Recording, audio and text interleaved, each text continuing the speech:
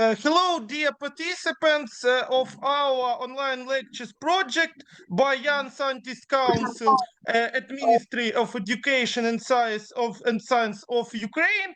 And today we have a lecture from our dear guest, extremely interesting scientist, who is Mr. Steve Swerdlow, Associate Professor of University of South California, in the United States, and Mr. Swerdlow is a human rights lawyer and expert on the former Soviet region. Mr. Steve teaches international human rights and has been a visiting professor at the Kyiv School of Economics in 2025 and 2024, and the American University of Central Asia in Bishkek, Kyrgyzstan in 2022 and 2024, and other university. So we can start our lecture. Mr. Steve, I give you the floor. Окей, дуже дякую всім вам. Мене звати Стів.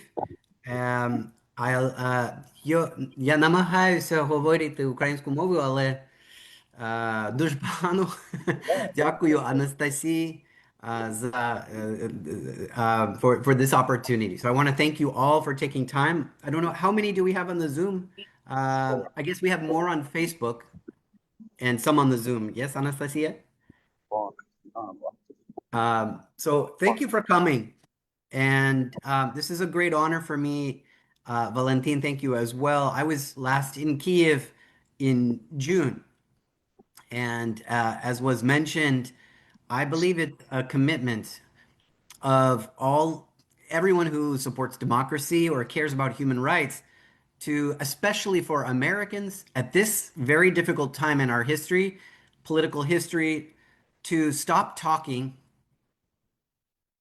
which is not characteristic for Americans, and listen to Ukraine and to what Ukrainians can teach Americans about the fight for democracy. Because quite frankly, at this moment, the United States is in deep, deep crisis.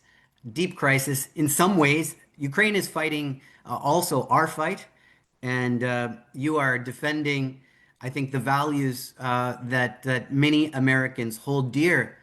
But we're also fighting a certain type of war, a war in which human rights inside the United States, but also in our foreign policy, are in a serious retreat. So I believe that the connection between your fight and our fight is extremely, extremely important to talk about, to study. Anastasia, who is in Los Angeles, sees me teaching about this to my students in my classes. I teach international law, human rights, and I also teach courses about human rights in Russia, also Ukraine, but also my area of deeper expertise is the area that I've been doing fieldwork in for many years, which is Central Asia. I was the researcher for Human Rights Watch in Central Asia, the director of Human Rights Watch's office in Tashkent, Uzbekistan, also Kyrgyzstan and Kazakhstan for about 10 years before going into academia. So my academic research, my approach to teaching, and my study of human rights is grounded in fieldwork. One other point to mention about my background and my interest in these issues, which I also mentioned yesterday, it was the first day of our semester, to my students, is that my interest in human rights was not so much an academic or even not so much a lawyerly or legalistic approach, but it began with going to Ukraine after graduating my undergraduate degree and going to work for the non-governmental organizations that were working on democracy building back in the 90s and early 2000s in Kyiv. And one was called Project Harmonia, where we were organizing exchange programs and with the support of the US government, trying to build or some way contribute to the early stages of the development of civil society in Ukraine. And it was amazing to watch the progression. I then started returning to Ukraine every few years to work. And I had the opportunity also in 2014 with Human Rights Watch to be on the Maidan and to witness the changes there up close and personal for quite some time. And so my connection has really informed my understanding of this current moment. So when Anastasia and I spoke about what could I provide in today's lecture that would be of interest, I thought that obviously what you are living through, you obviously the war and all the abuses happening. And of course, in my lectures outside of Ukraine, I speak extensively about the definition of genocide, the definition of the crime of aggression, the definition of crimes against humanity, and how all the things that we're witnessing in Ukraine unfortunately meet those definitions. So when Anastasia and I were thinking about what could I provide that might be useful to your group, I thought about trying to explain where we are in terms of Trump, in terms of American foreign policy. And in order to understand why this difficult moment we are in terms of both policy towards Ukraine and, as I said, human rights in America, I think it might be useful to speak about presidents, US presidents, and their historical approach to human rights, and how Trump represents a deep, deep departure from our own presidential history, our own presidential approach, one should say, to human rights. So I hope that's of interest. If it's not, or if you have questions that you want to lead this presentation and make it more of a conversation, I'm absolutely looking forward to that conversation as well. So I thought I'd start with maybe something to get us beginning to understand how Trump presents himself in terms of his policy, or at least my view on how Trump presents his policy. And then I'll turn back to presidents before, and we'll see if we can make some headway. I hope that makes sense. Let me share first a short video taken from earlier this year. And it's about 3-4 minutes. So let me share screen.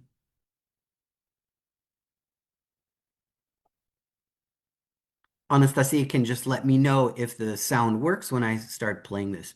In the group, he also said he wouldn't mind if China joined.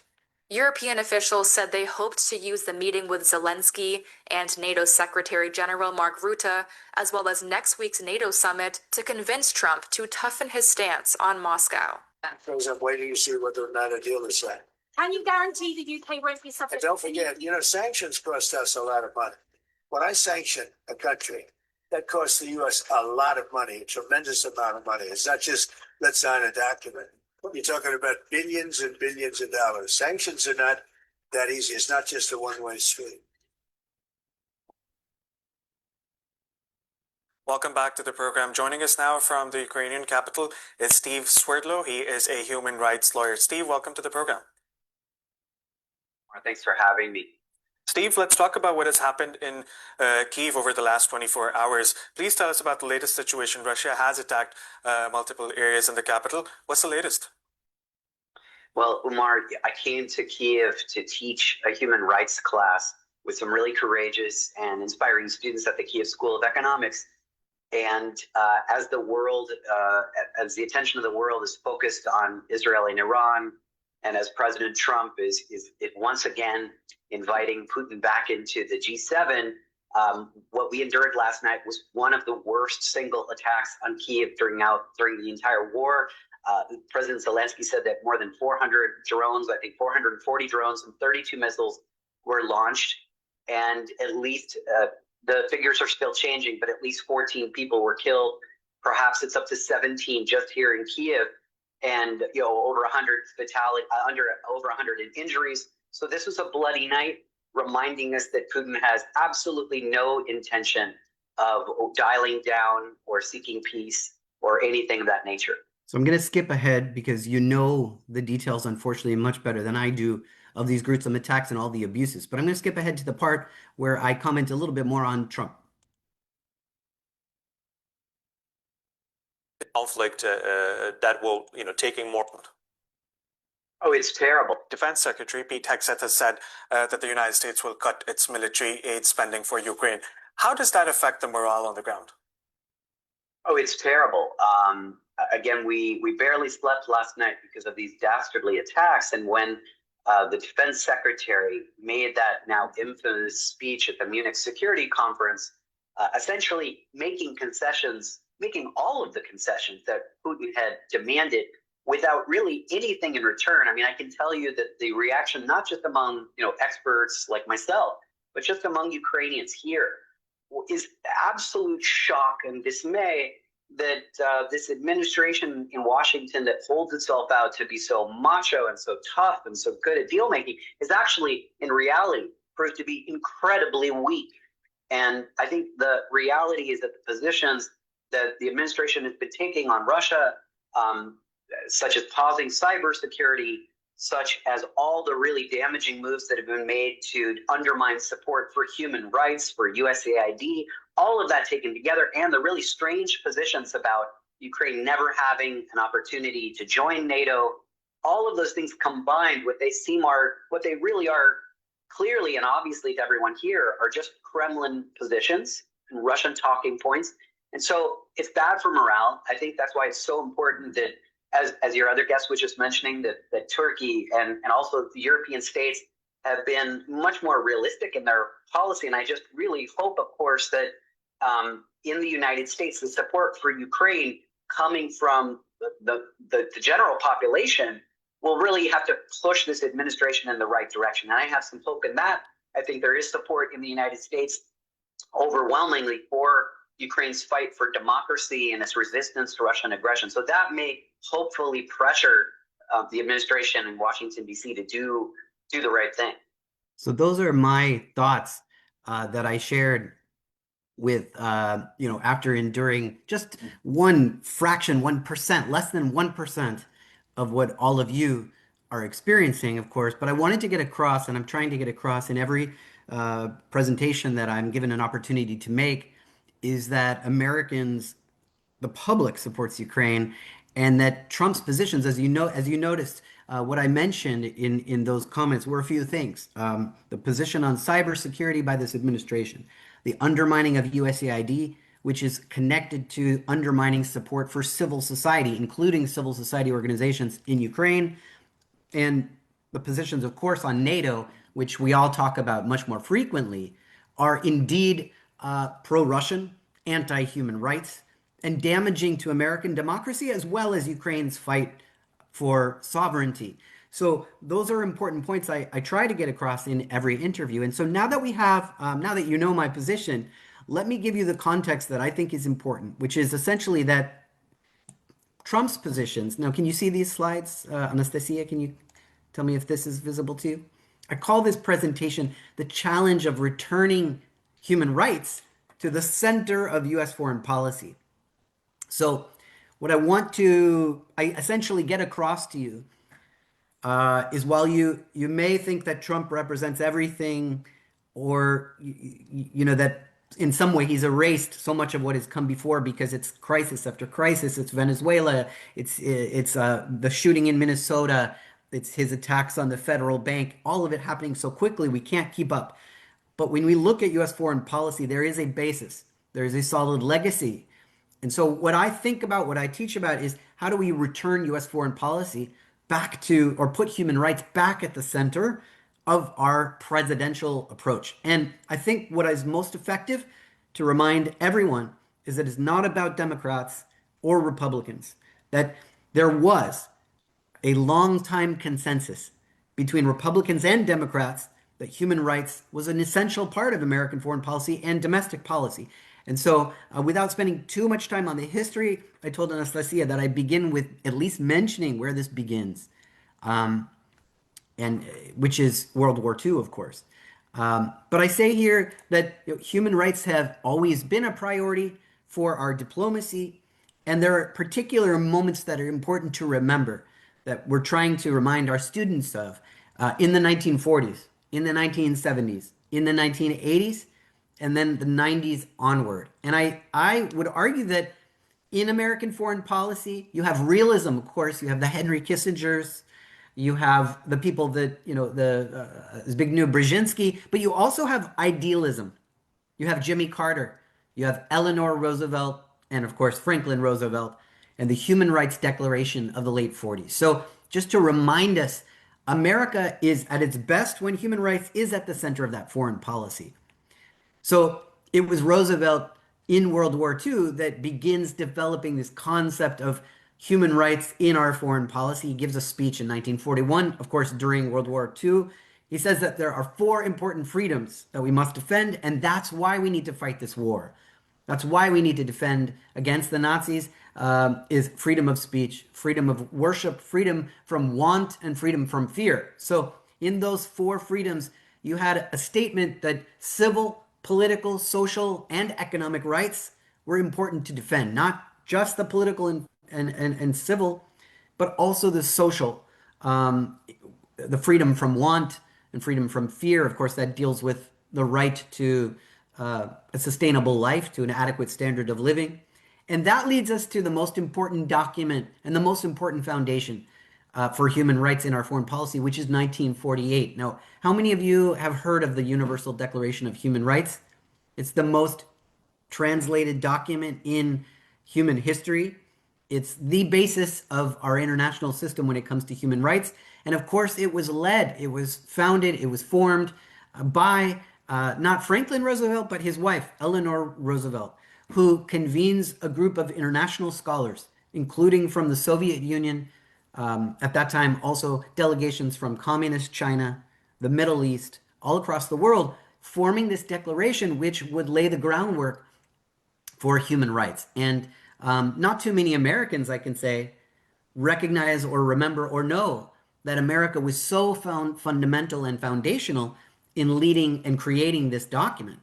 In fact, what we hear in the news constantly, again and again, is that we are not members of the International Criminal Court, that international law does not exist, that America is exceptional and need not comply with any of the international obligations and responsibilities. But in fact, the story is much more complicated. The United States has benefited and helped create this system. So it goes back to 1948. And we then get various statements. I won't spend too much time, but I want you to hold this close as you're thinking about how U.S. policy develops. Of course, so this is in a way the high water mark, or the beginning is 1948. Now, I jump to the 1960s. Why did I skip the 1950s?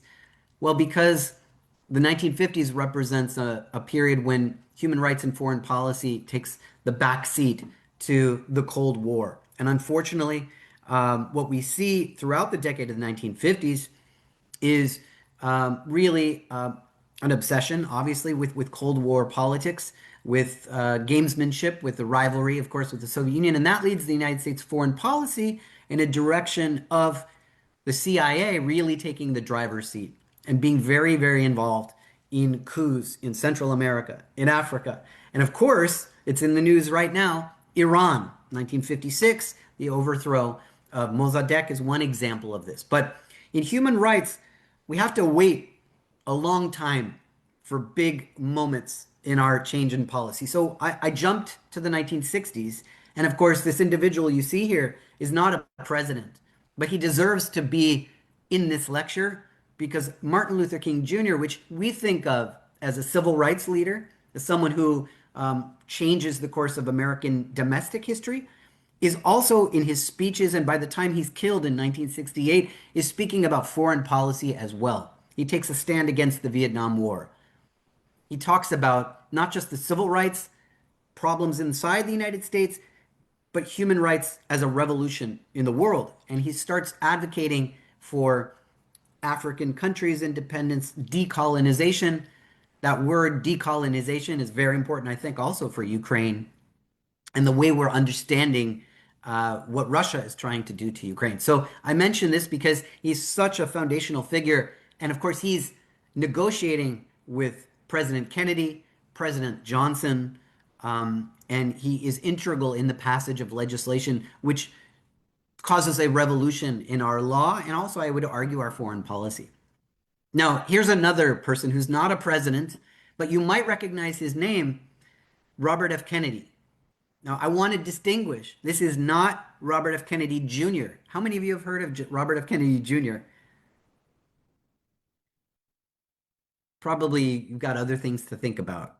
Robert F. Kennedy Jr. is his son, and is now in the Trump administration. And he's famous right now for changing the way we talk about vaccines. And there's a movement that he calls Make America Healthy Again, MAHA instead of MAGA.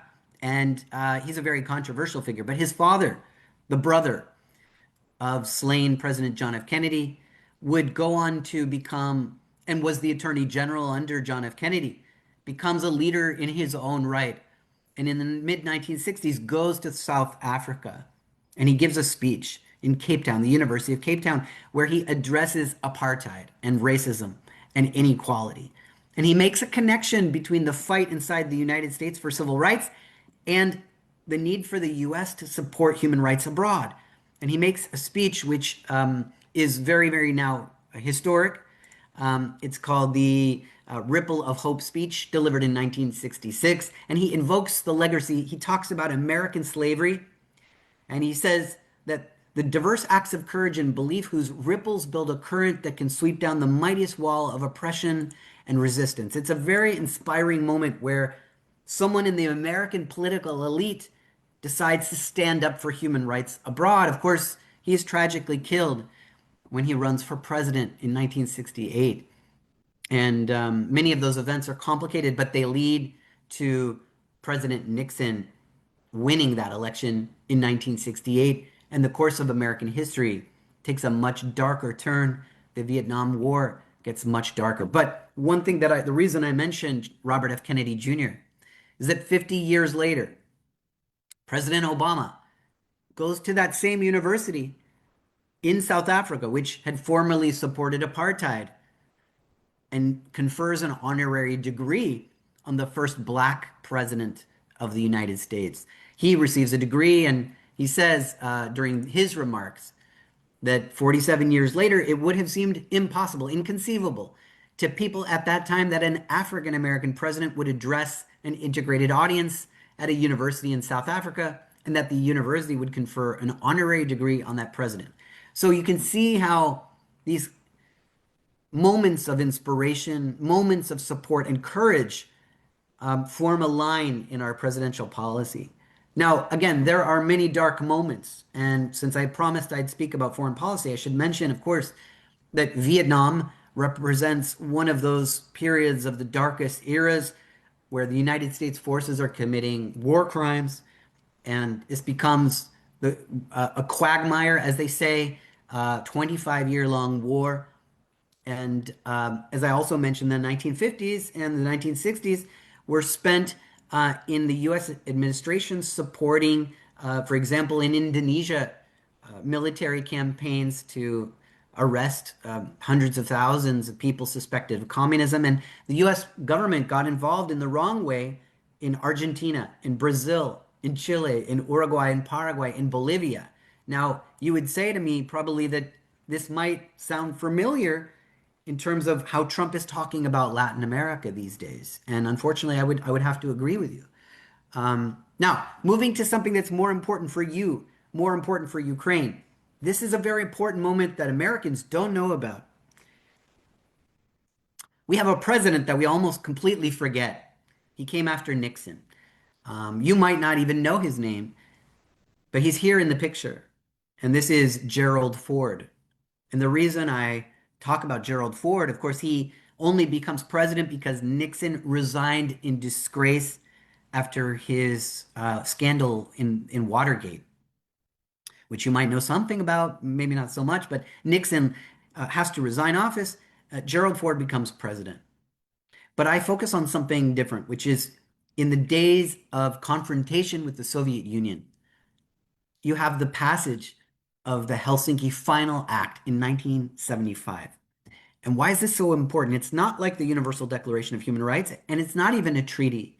It's an agreement between the Soviet Union and the United States, which was eventually signed by 35 nations. It brings human rights and freedoms, including freedom of thought, conscience, religion, and belief, into the structure of international relations.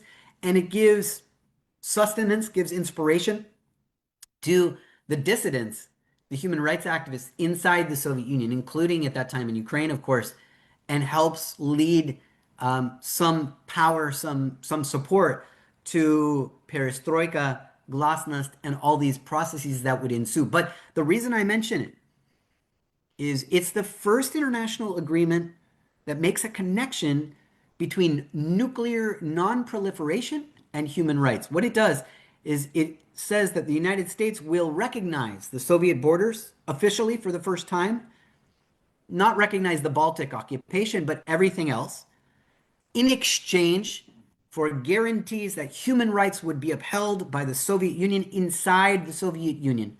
It obligates both the United States and the Soviet Union to uphold and defend human rights inside their borders as a bargain, as a condition for mutual security and mutual arrangements regarding nuclear disarmament. So it connects human security and global security together, which I think is very important because it makes this explicit connection that freedom, democracy, and human rights are something that stabilize a society. They make countries safer. They make them less of a risk in terms of getting into a nuclear war. And so this connection is very important. And of course, it helps create the Helsinki movement.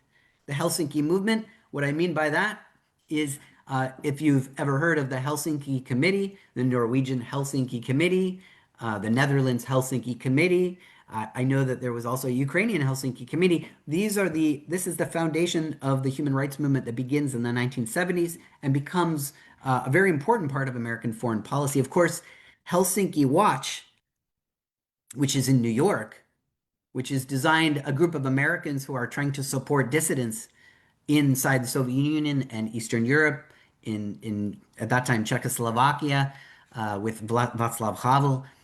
That Helsinki Watch would go on to be renamed Human Rights Watch.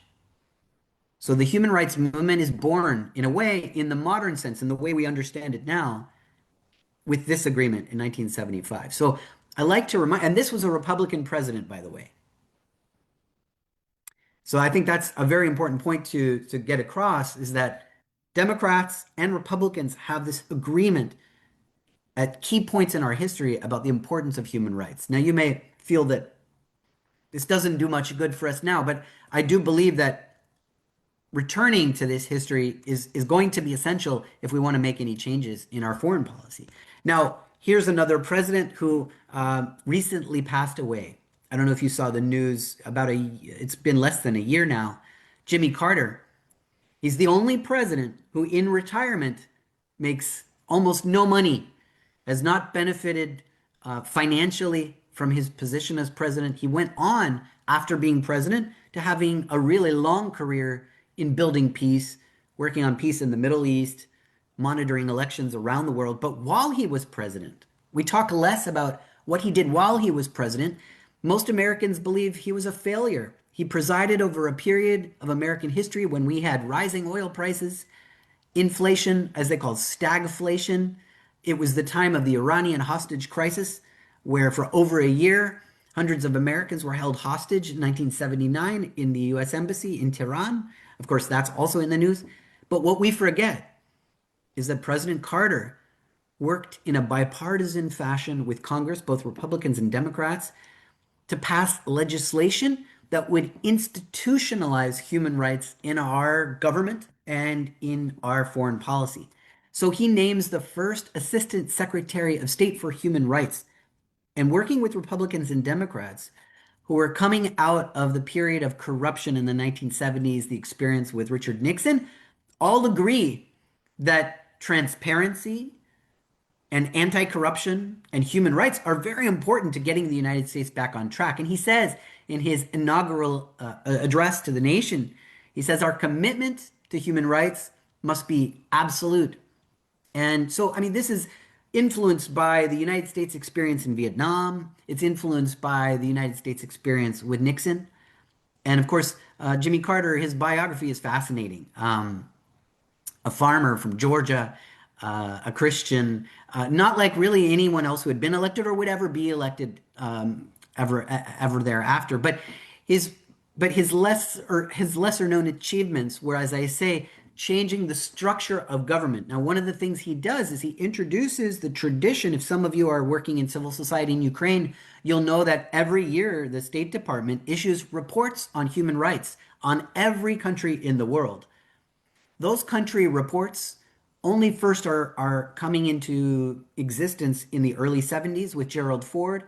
But then with Jimmy Carter's leadership, they become more institutionalized, and resources are provided to the State Department to monitor democracy, human rights, and labor rights around the world, and to issue those very important country reports. Now, of course, you know that there's been some changes at the State Department, especially since the beginning of 2025, which I'll get to. But Jimmy Carter is, again, one of those presidents that we just don't talk about, but who is so essential to what has been going on in terms of the direction of our foreign policy. Now, moving onward, I know that we want to get to a discussion maybe in about 10 minutes or 15 minutes maximum, but I hope you're following my journey through history. Now, the next president is the one that you probably have heard of, that most Americans know something about, and probably Ukrainians too, which is Ronald Reagan.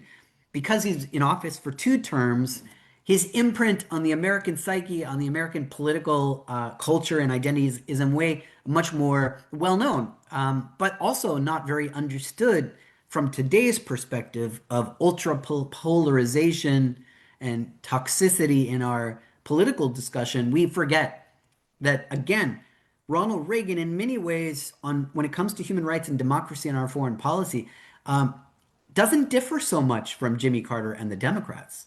So Ford is a Republican, Carter is a Democrat, and Reagan is a Republican. And Reagan establishes the International Republican Institute. Also, by the way, he helps establish the National Democratic Institute. These are organizations that are funded by political parties. But guess what? If you go work at the International Republican Institute, you may not be able to tell the difference. Or at that time, you might not have been able to tell the difference between IRI and the National Democratic Institute. Doesn't matter that they were from different political parties. They did essentially the same thing, which was they supported competitive electoral development, supported competitive politics, democratic politics all across the world with the support of Congress and US taxpayer dollars.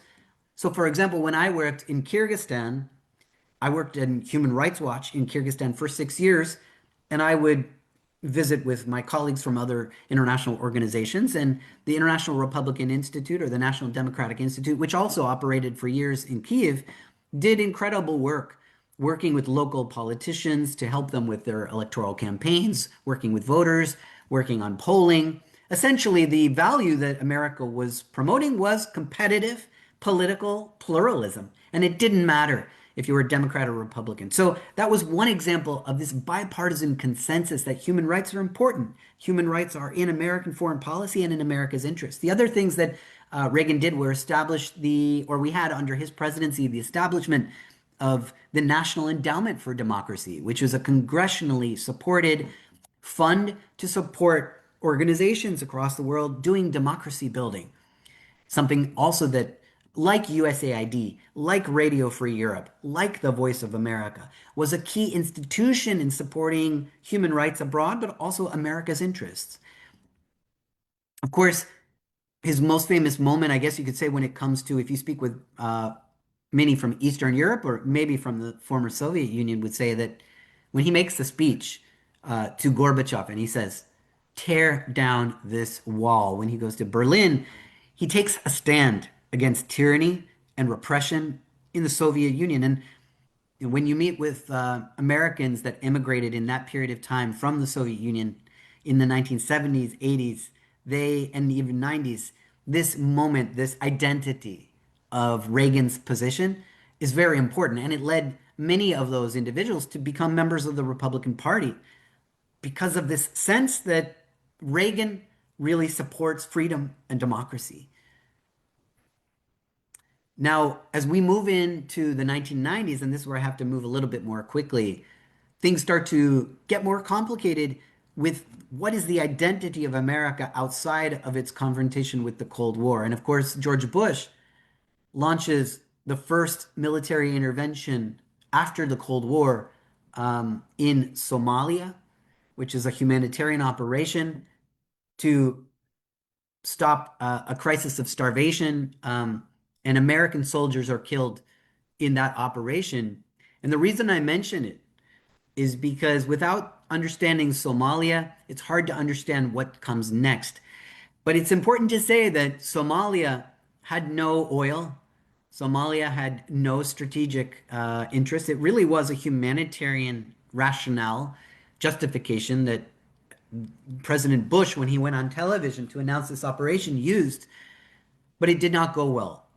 Americans were killed, and there's a famous movie called Black Hawk Down, which tells the story of the Americans, soldiers that died during this operation. And because of that, those deaths, because of that crisis that happened, the next president is very reluctant to get involved in stopping genocide.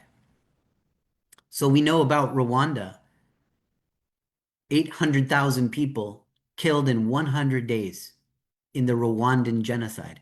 And President Clinton decides to stay on the sidelines. He does not intervene. He lets it happen, along with many other nations in the world. This is one of the worst moments of slaughter in world history, following the Holocaust or following the Cambodian genocide. At least 500,000 people are killed, not 800,000. The Secretary of State at that time calls it a problem from hell. This is someone you recognize. Just to talk about human rights, I'm not talking about the presidential candidate. I'm talking now about the First Lady at that time in the 90s, Hillary Clinton. She starts talking about human rights, for women's rights as human rights, for the very first time. And she goes to Beijing. And this is very important because this is the first time that a First Lady of the United States is really taking this sort of role and announcing human rights and women's rights and highlighting this issue. It seems very obvious today, but at that time it wasn't. Now, after the experience of Rwanda and watching a genocide unfold, Clinton realizes that he's made a huge mistake. And by 1995, the United States administration, in a way, gets back to its role in negotiations.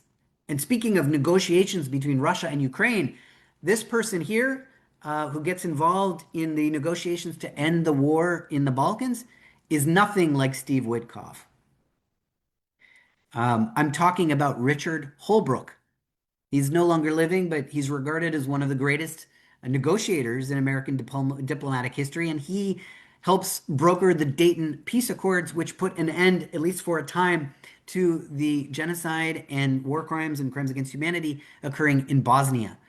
But this is a very important moment, I would argue, of America fulfilling its role to at least try to contribute to a real durable peace. And of course, it's a very fragile situation, and we, of course, have risks still now of Republika Srpska breaking away, but Bosnia today still holds, Bosnia-Herzegovina, with many, many flaws and many problems, but this is a legacy of American leadership and American foreign policy.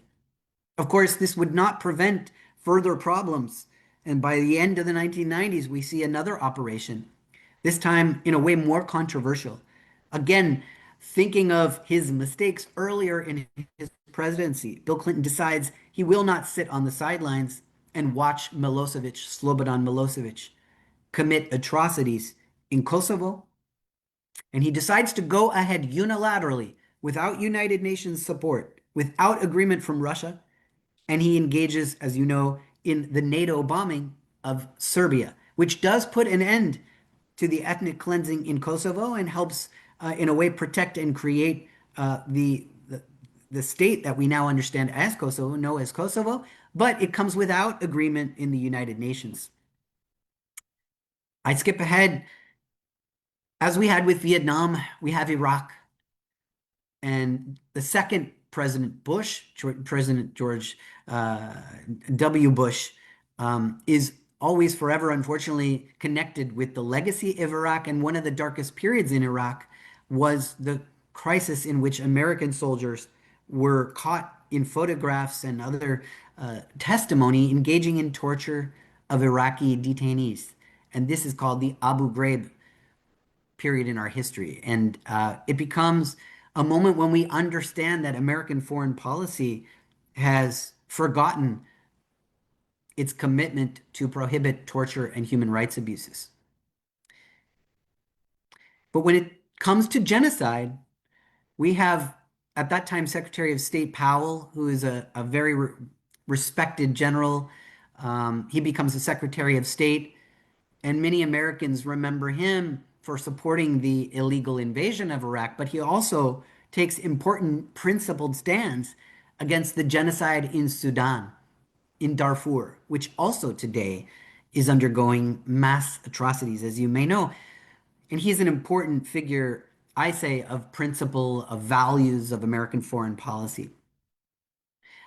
Getting to Obama, of course, it's interesting to remember at the beginning of his presidency, he apologizes to the world. He goes first. His very first trip is to Cairo. And he says that human rights are important. He says at the same time that America does not presume to know what is best for everyone. It's a moment of humility, a moment of, in a way, some might call it retreat.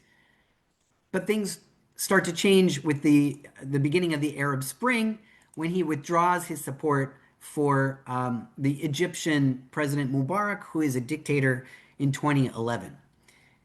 But during the Obama administration, we still see a commitment to preventing genocide, but a real struggle about whether or not it's appropriate to commit American power to get involved in places like Syria. I won't go too much into this. Of course, it's not Obama, but it's the Senate during his presidency that starts to look at the problem of torture. This is a former senator, Dianne Feinstein, who authors a report that details the abuses that occurred during the Bush administration. Now, there are moments of real triumph, moments of real principle. And one moment during the Obama administration that I like to remind Americans of is how Secretary of State Hillary Clinton, when she was Secretary of State, authorizes an operation to rescue, for example, a Chinese human rights lawyer. You can see him here. He's blind, a very, very famous human rights lawyer in China, Chen Guangzheng, who is literally, I wouldn't say kidnapped, I would say saved. This is not President Maduro who's been taken out of his country. This is a human rights lawyer who's taken out of China. This was an audacious and risky operation which risked relations with China, but was done to provide sanctuary and safety to a very important leader of democracy, a human rights lawyer. And these are the types of operations that Americans don't know about, but I think represent the brightest moments of sacrifice, of courage, of bravery. Now, Obama decides not to get involved in Syria, even though he says that he will stand up against atrocities. And this is the so-called red line that he discusses. He says, if Assad uses chemical weapons in Syria, I will do something. It's a red line. But then he decides not to get involved, and possibly that could be explained by the United States' experience in the Iraq War. So much like Somalia, much like Vietnam, we see this tension in American foreign policy about intervening and being isolated. And I think that is very relevant to this conversation that we're having about support for Ukraine. Now, Anastasia, how much time do we have before questions? A few more minutes, or should we? Yes, maybe 1-2 minutes. Okay, Because all we right. have. Good. Well, look, I've been trying to go quickly, and you can see on the screen, I don't have to tell you that much about this person because we're living it every day. But it's clear to me that if we don't have moral authority inside our own house, then it's very difficult for America to lead on the world stage. And of course, what I'm referring to here is something that happened in 2017. There were neo-Nazis, the real neo-Nazis, not the fake neo-Nazis that Putin talks about, the real neo-Nazis, the ones in the United States that were marching and chanting anti-Semitic slogans against Jewish people, against Black people. This turned to violence in 2017 in the city of Charlottesville. And instead of condemning those neo-Nazis, Trump equivocates. And he says, well, as you can see here in the slide, he said, well, I don't know. There are very fine people on both sides. There's good people on this side, good people on that side. And it was a moment where we were shocked because the president of the United States was not clearly standing up against Nazism, against racism. And this opened up a period that was very dark in our history. And of course, the next slide I'm showing you relates to another issue that you know is tearing the United States apart right now, which is immigration. And on the border with Mexico, the US government begins to separate children from their parents. The first time we see this departure from our longstanding policy to protect those seeking refugee status in the United States. The United States is a country of immigrants, but this moment gave way to a real xenophobia in American foreign policy, which of course we're also experiencing yet again.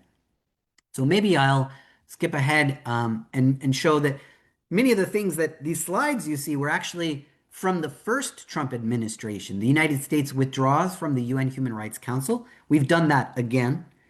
But this is very troubling for American leadership, American ability to counter Russia is when it retreats from these institutions. Of course, statements like this don't help. This is Mr.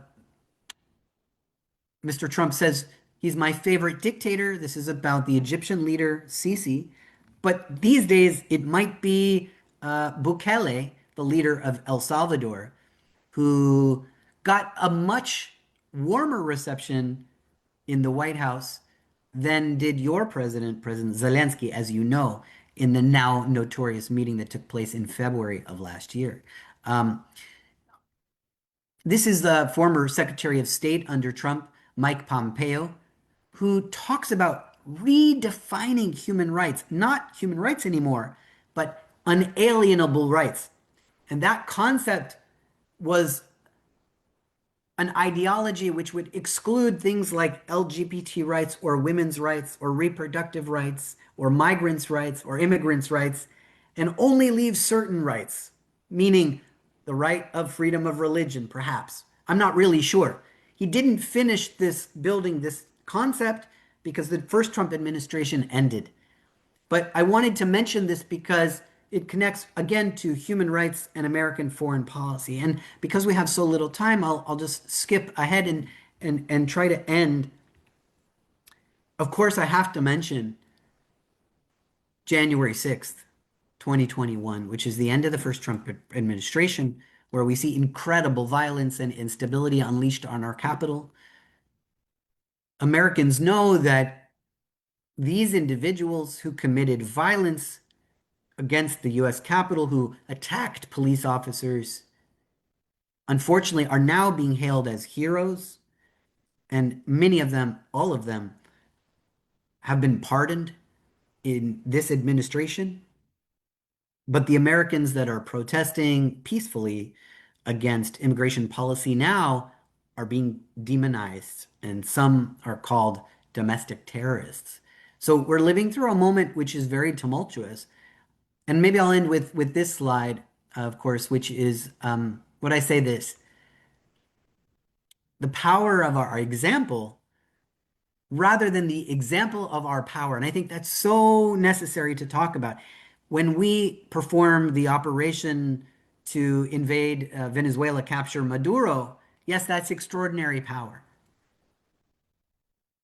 But it's the power of American democracy, the power of this experiment, the centering of human rights, which gives us our power. That's what makes, I would argue, America exceptional, America somewhat different in its best moments, not in all moments, but in its best moments. And so I would say that we need to return to this if we are to see any positive changes.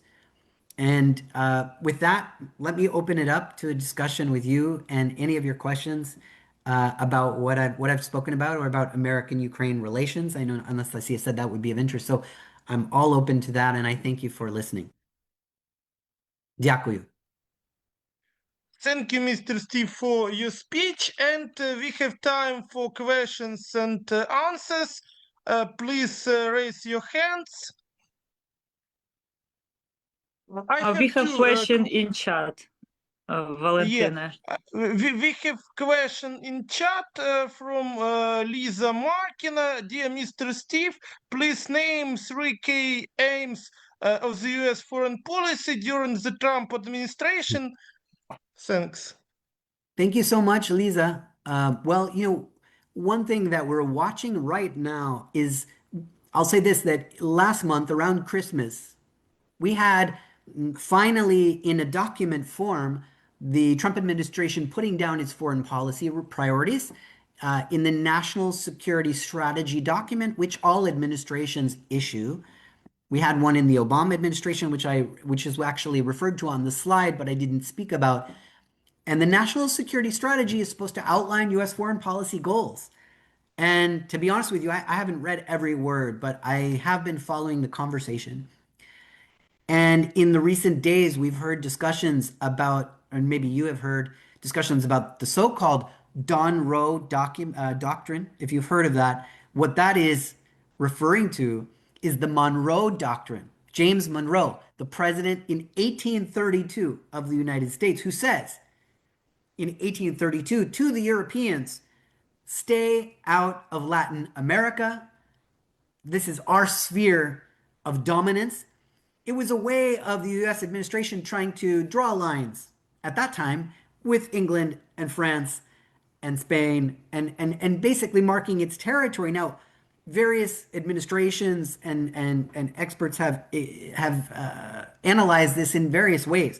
But by the time we get to the 20th century, 19th and 20th century, it becomes, with relation to Latin America, a very problematic position. Of course, the United States intervenes militarily or supports coups and other operations 86 times in Latin America. So I mentioned Chile, Argentina, Nicaragua, Honduras, Panama. Of course, the Nicolas Maduro operation in Venezuela looks most like the U.S. actions taken in Panama in 1989, when the U.S. went into Panama and also arrested the leader, Manuel Noriega. The reason I'm mentioning all this, Lisa, is because the Monroe Doctrine that the president seems to be talking about is this Monroe Doctrine on steroids. And it seems to represent a return to a colonial foreign policy, an idea that within the Western Hemisphere, the United States will dominate. And that includes making Canada the 51st state, possibly. That includes causing a rift or potential collapse of NATO by asserting control, whether military or even political, over Greenland. And it also includes, of course, this open declaration that oil is our foreign policy in Venezuela, not human rights. So unfortunately, that one aim, I would say, Lisa, is a certain kind of isolationism on the one hand, and colonialism and imperialism on the other hand. Of course, it makes America weaker.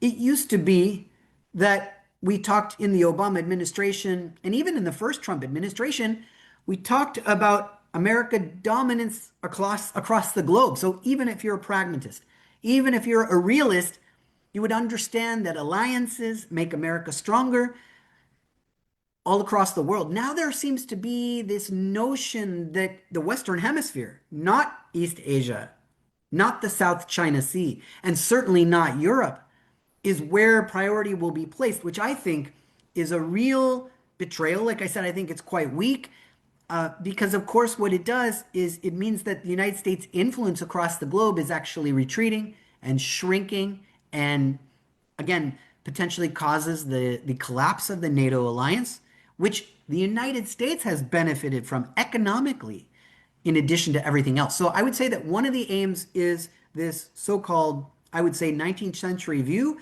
of foreign policy.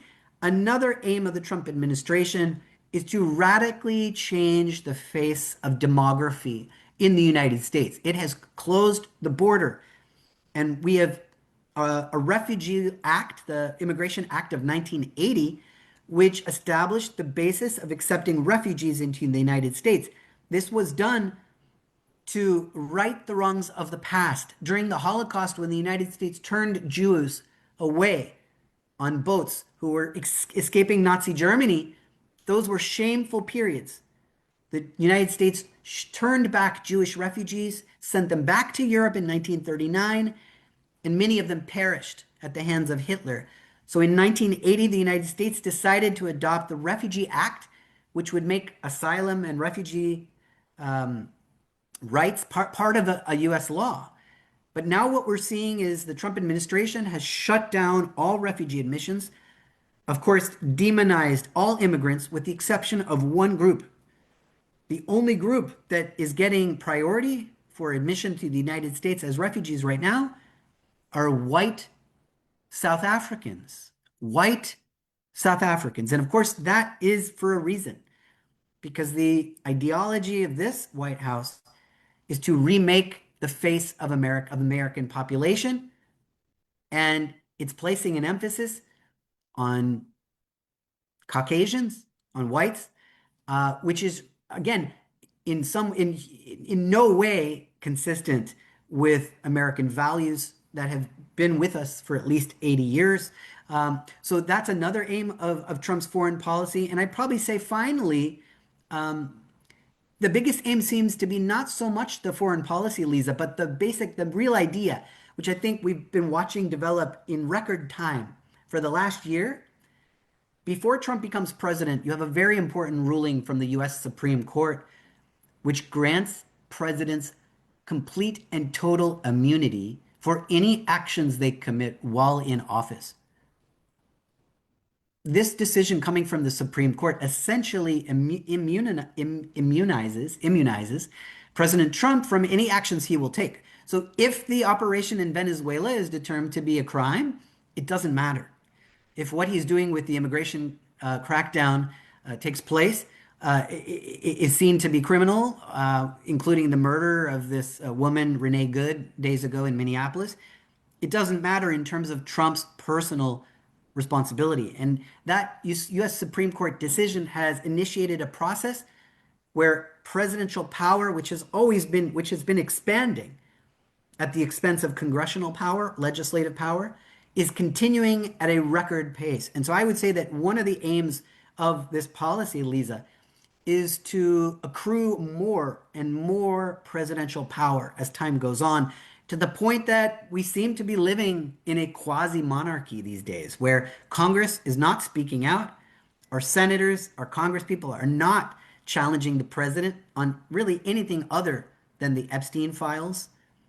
And that is a system that, again, represents a real departure from what the founding fathers designed when they created this experiment of American democracy. So sorry for the long answer. I hope that was useful.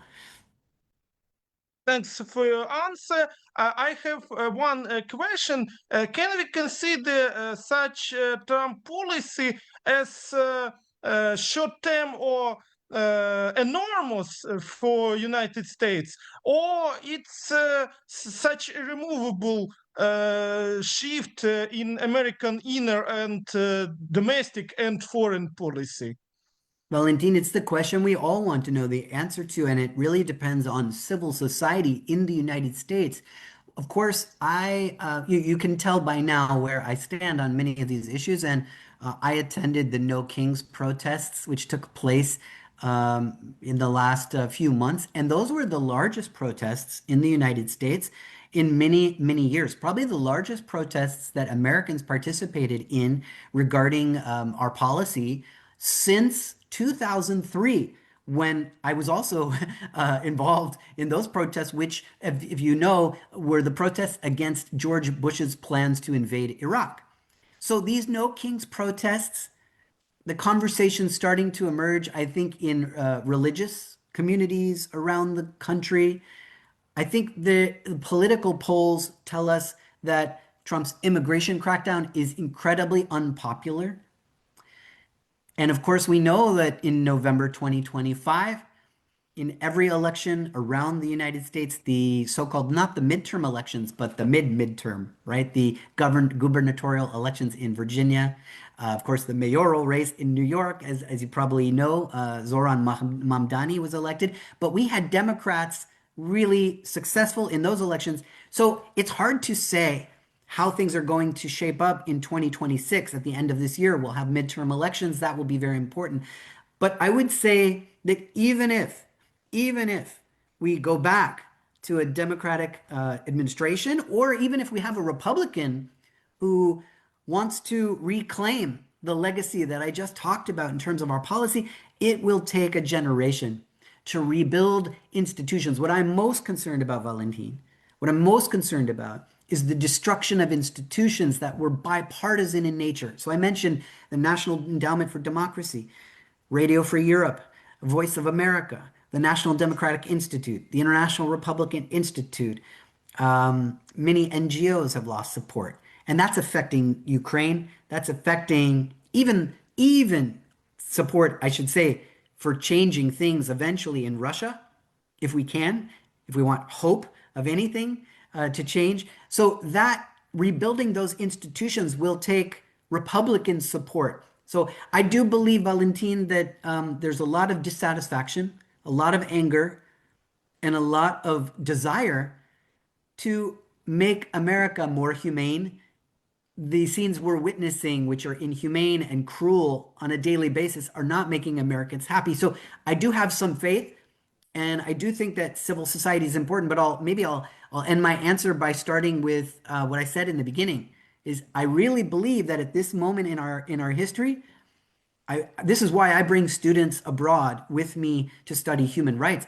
I believe we need to pay attention to your struggle, what you're living with, what Ukrainians are dealing with. Listen to Ukrainian voices, and it will remind Americans what is at stake and why it's important to defend democracy.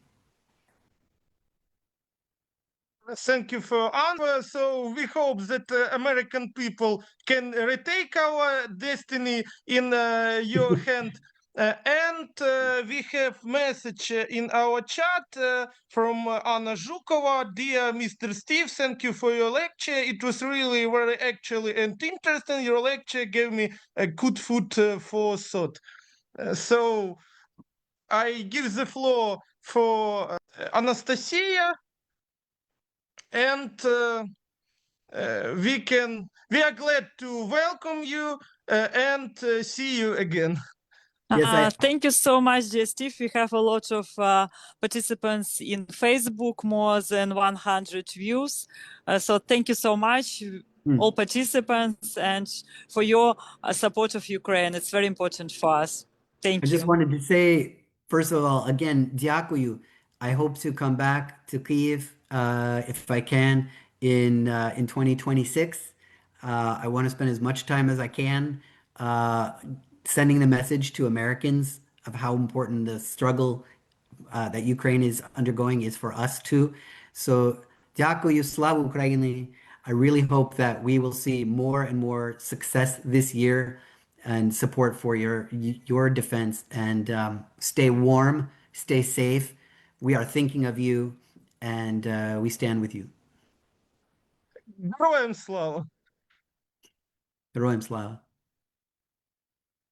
So we can end our meeting and see you again.